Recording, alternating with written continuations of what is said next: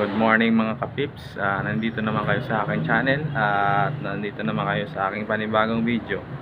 Update po kayo sa aking alagang kambing na nanganak noong nakaraang araw at tingnan natin kung ano yung anak niya at anong kulay. Samahan niyo ako ngayon mga kapips.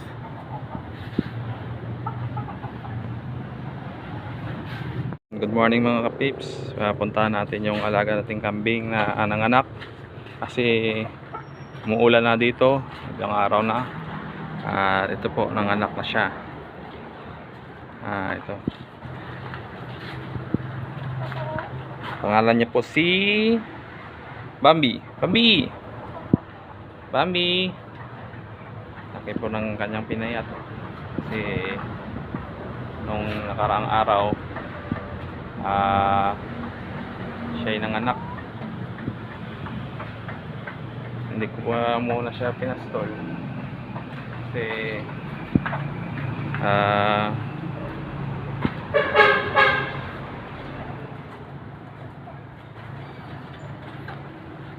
hindi ko po siya muna pinastol kasi para maiwas siya sa sa bughat. Ito po yung kanyang anak, si Bambi. Bambi,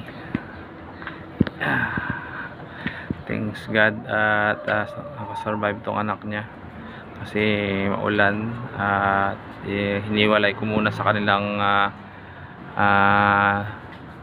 kung saan ko sila tinali. Dito ko muna sila nilagay sa aming looban kasi para naman yung anak niya makapadede naman ng ng maayos. Isa lang po kanyang anak, ang isang anak at hindi na nasundan. Dalawa kasi itong mga anak, si pangalan si Rose. Si Rose kasi itong kambing ko. Yung iba pinastol ko, puro buntis din yon at dumagdag po tayo ng dalawang kambing pong nadagdag natin, binili. Kaya yun, dagdag naman sa alagay natin. Yan nga mga peps. Ito po ang kanyang anak, si Bambi, at hindi naman mahila masyado sa magwa 1 week old na siya. 1 week old. Lalaki po ang kambing na to. Magiging toro, magiging ganador ko na to po. Gagamitin ko tong ganador at ko sa kanyang tatay kasi yung tatay niya is bibenta natin kasi magti 3 years old na yon. Hindi na natin mapapakinabangan at para pag-upgrade tayo ng ibang kambing, bibili tayo ng ibang inahin at itong gawin natin ganador, si Bambi. Yan, mukhang mabait naman ito kanyang nanay. Dalawa to yung mga anak, tatlong sunod-sunod na panganakan, dalawang sunod na na anak. Kaso lang hindi niya pumabuhay-buhay yung dalawa, isa lang kanyang mabubuhay. Yun. At buti na lang ito, healthy naman si Bambi. Ang anak siya sa pastulan. Buti na lang na abutan ko. Kung wala ko naabutan, siguro naulanan sila. Sakto lang yung pagdating ko.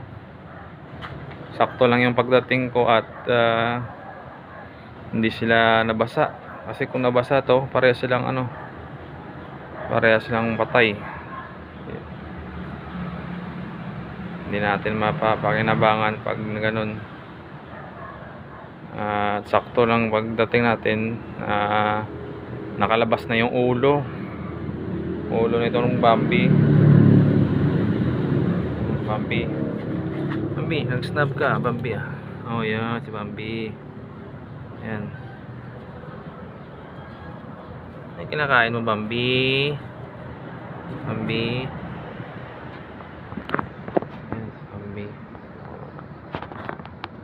mabait si Bambi eh. At sakto lang yung pagdating natin doon. Hindi natin siguro naagapan, umulan. Yung mga oras na yon umulan. At kung wala tayo doon, kung may nilakad tayo, is damay itong dalawang to. Siguro nakandusan itong dalawang to. Buti na lang pumunta tayo doon at wala tayong lakad na sa araw na to. At mga kapips, nakakita na ba kayo ng kabkab or keeping? Sirit-sirit tawag dito sa amin. Produkto kasi namin din yon. Gumagawa kami mismo ng ng kasaba. Kabkab o keeping tawag dito sa amin. Sa amin dito sa probinsya is sirit-sirit. Balinghoy, nagawa siya sa kasaba siya na ginagawang kanin. Yun pagod. At sa susunod, kapag gagawin kami ulit ng ganon, is bibili kami ng ng kasaba. I-vlog natin yun. I-vlog natin kung kung paano gawin ang kabkab or keeping. Ayun. Yung grabing pagpayat ng nanay. At ito si healthy na. Mag-isang buwan. Mag-isang buwan siya bago natin siya papastulan.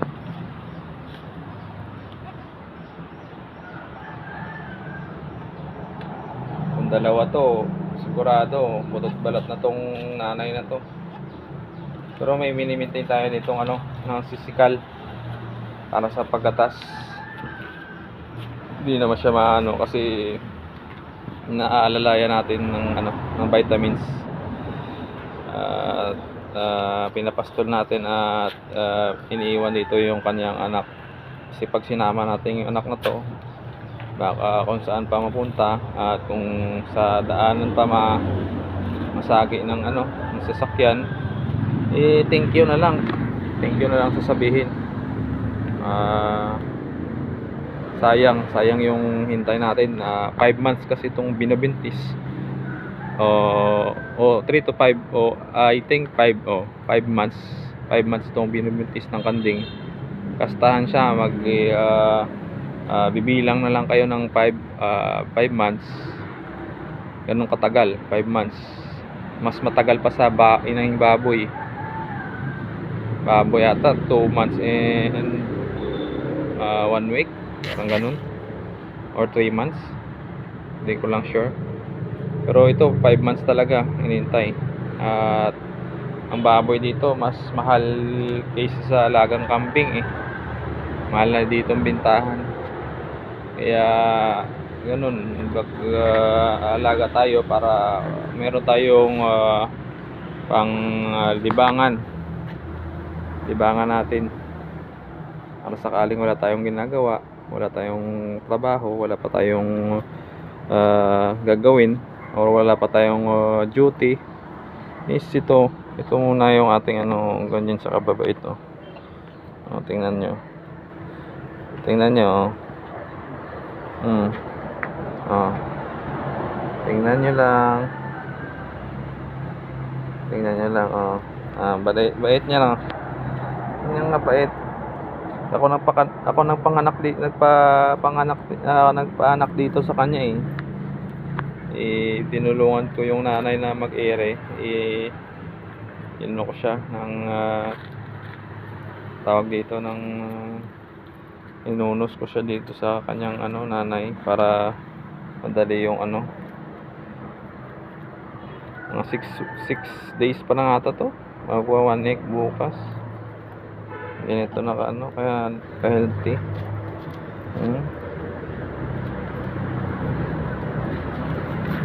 6 days 30 minutes ang kambing tumatayo na. Ganun kabilis, tayuan agad pag panganak ng kambing. Bilang ka lang 30 minutes, tatayo na agad yan. Tayo na agad. Idididid na agad yan. Ganun katindi yung kambing dito. At sa mga kambing natin dyan, alam nila kung paano mag-alaga ng kambing. Tayo nagsisimula pa lang, kumbaga experiment pa lang tong ating kambing. Umpisan muna natin sa konti, at kung pala rin, damihan natin para sa future hindi tayo magsisisi na wala tayong ginawa, kaysa sa magtrabaho tayo ng di office or di ano, bilang naman yung araw natin, absent ka, kaltas trabaho sa sahod mo. Ngayon pahinga muna kami kasi ganun, at ano din, season, kaya ganun, update na lang mga kapips. At update natin sa susunod kung anong mga ibang kaganapan. At update ko kayo sa susunod sa binili nating dalawang kambing sa magkaibang araw, kasi hindi mo naman makukuha yung kambing na isahan lang at saka malayuan. At kung posigido ka talaga, is makakamit natin yung ating tinatawag na minimithi at kagustuhan na mag-alaga ng ganitong hayop.